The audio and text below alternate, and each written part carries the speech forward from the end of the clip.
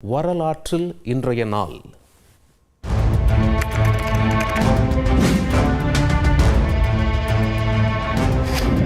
ஜெர்மனியில் ஏற்பட்ட வெள்ளப்பெருக்கில் 15,000 பேர் வரை பரிதாபமாக உயிரிழந்தது இதே தினத்தில்தான். கிழக்கு பிரேசியன் தீவான ஜூஸ்ட் இந்த வெள்ளத்தால் இரண்டாக பிளக்கப்பட்டது.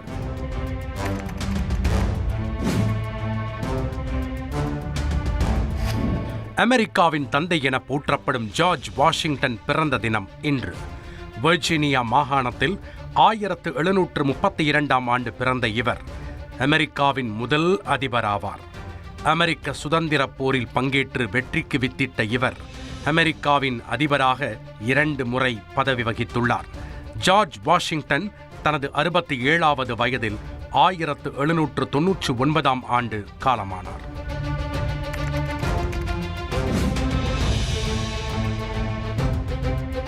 புளோரிடா அமெரிக்காவிற்கு வழங்கப்பட்ட தினம் இன்று. 16ஆம் நூற்றாண்டில் இருந்து 1821ஆம் ஆண்டு வரை ஸ்பெயின் கட்டுப்பாட்டில் இருந்தது புளோரிடா.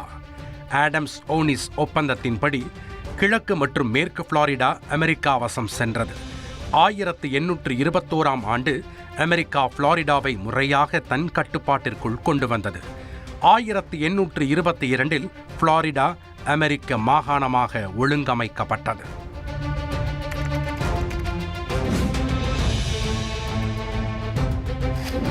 1944ஆம் ஆண்டு பிப்ரவரி 22இல் அமெரிக்க வான்படை தவறுதலாக நேமெகன், ஆனம், என்ஷடே உள்ளிட்ட டச்சு நகரங்கள் மீது நடத்திய தாக்குதலில் 800 பேர் கொல்லப்பட்டனர். ஜெர்மானிய நகரங்களான கிளேவர் மற்றும் கோச் மீது தாக்குதல் நடத்துவதற்கு பதில் அமெரிக்க வான்படை மாற்றி தாக்குதல் நடத்தியது.